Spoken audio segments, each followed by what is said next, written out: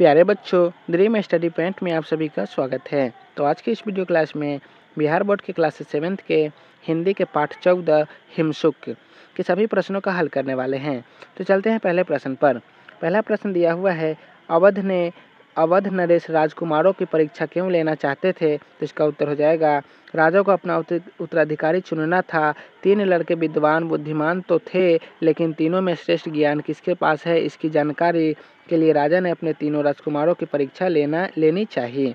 2 number प्रश्न है, हिमसुक तो राजा के लिए भेंट लाया था, लेकिन वही भेंट उसे महंगी पड़ी कैसे? तो इसका उत्तर होगा, हिमसुक तो राजा के लिए भेंट लाया था इस ध्येय से कि उसका राजा अमर फल खाकर अमर हो जाएगा, लेकिन संयोग से वह फल सांप के विष से विषैल हो गया। जब उस फल की जांच की गई तो कौवे मर गए। तब राजा ने हिमसुक को विश्वासघाती समझकर मार डाला।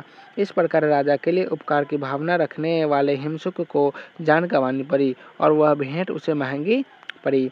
3 नंबर प्रश्न है, राजा ने अपने 3 बेटे को ही युवराज घोषित किया क्यों? तो इसका उत्तर होगा, जबकि राजा के तीनों पुत्र विद्वान और बुद्धिमान थे, लेकिन तीनों में राजनीति धर्म का ज्ञान किसमें ज़्यादा था, इस बात की परीक्षा राजा ने ली तो तीसरे पुत्र को ही उत्तराधिकारी के योग समझकर युवराज घोषित किया। 4 नंबर प्रश्न है, निम्नलिखित वाक्यांशों के लिए किसने कहा है? कम है, तुम्हारी माँ भी तुमसे मिलकर इतनी ही प्रसन्न होगी। तो इसका उत्तर होगा, हिमसुक के पिता ने हिमसुक से कहा। 6 नंबर है, मैं 15 दिन बाद वापस आ जाऊंगा। तो इसका उत्तर होगा, हिमसुक ने राजा से कहा। 9 नंबर है, बुद्धिमानी की बात यह होगी कि फल खाने से पहले इसे किसी जानवर को खिलाकर देख लिया जाए। तो इसका उत्तर होगा, मंत्री ने राजा से कहा। 10 नंबर है, किसी को सजा देने से पहले इस बात का पूरा पता लगा लेना जरूरी है कि वह सचमुच अपराधी है या नहीं। तो इसका उत्तर होगा, तीसरे राजकुमार ने राजा से कहा। 5 नंबर प्रश्न है, निम्नलिखित प्रश्नों के 4 विकल्प दिए गए हैं, जिनमें एक विकल्प सही है। सही विकल्प के सामने सही का निशान लगाएं। क नंबर प्रश्न दिया हुआ है, हिमसुक एक नाम है किसका? तो इसका उत्तर हो जाएगा, पक्षी का। ख नंबर है, किस देश के राजा के पास अनोखा तोता था? तो इसका उत्तर हो जाएगा ऑप्शन बी, विदर्भ। ग नंबर है, हिमसुक रात में कहाँ ठहरा था? तो इसका उत्तर हो जाएगा पेड़ पर। घ नंबर है, जहरीले फल को राजा ने क्या किया? तो इसका उत्तर हो जाएगा गड्ढे में दबवा दिया। पाठ से आगे का पहला प्रश्न है, सजा देने से पहले राजा को क्या करना चाहिए था? तो इसका उत्तर होगा, सजा देने से पहले राजा को अपराधी के अपराध के बारे में छानबीन कर लेनी चाहिए था। 2 नंबर प्रश्न है, कल्पना कीजिए कि अमरफल के मृत्यु फल में बदलने की सच्चाई का पता राजा के तीसरे बेटे को कैसे चला होगा? तो इसका उत्तर होगा, हिमसुक की कहानी संभवतः तीसरे बेटे ने हितोपदेश या पंचतंत्र की अपरीक्षित कारक में पढ़ा होगा, जिससे अमरफल को मृत्यु फल में बदलने की बात की जानकारी हुई होगी। 3 नंबर प्रश्न है, कल्पना कीजिए कि आप हिमसुक हैं और राजा आप पर वार करने के लिए हाथ उठाता है, तब आप क्या करेंगे? तो इसका उत्तर होगा, यदि हम हिमसुक होते तब राजा यदि हम पर वार करते तो हम उसे अनुचित कार्य करने पर रोकते, नहीं मानने पर जैसे के साथ तैसे का व्यवहार करते।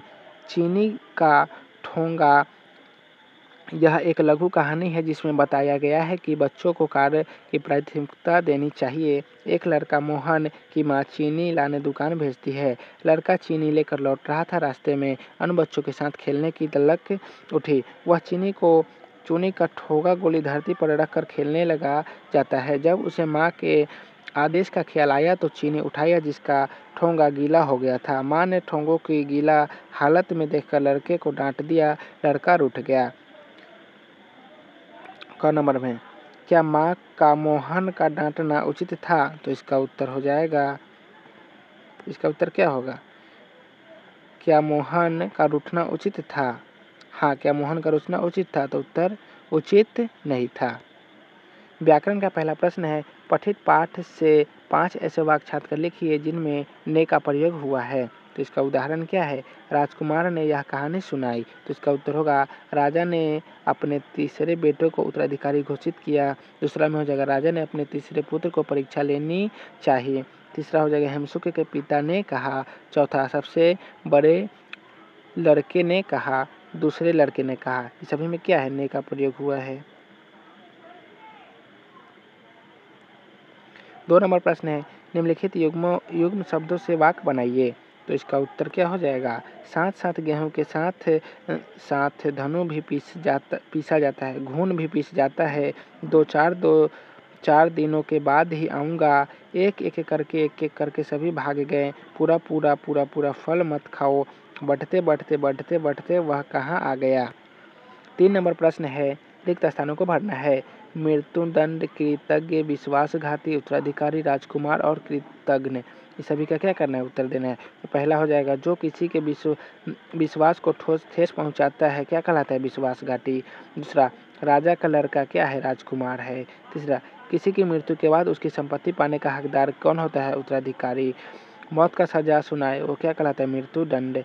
किए गए उपकारों को नहीं मानने वाला कृतज्ञ और किए गए उपकारों को मानने वाला कृतज्ञ होता है। तो प्यारे बच्चों, आज की इस वीडियो को यहीं समाप्त करते हैं। फिर मिलेंगे नेक्स्ट वीडियो में। वीडियो अच्छा लगा होगा तो वीडियो को लाइक कर दीजिएगा, चैनल को सब्सक्राइब कर दीजिएगा। तो आप सभी को वीडियो देखने के लिए बहुत बहुत धन्यवाद।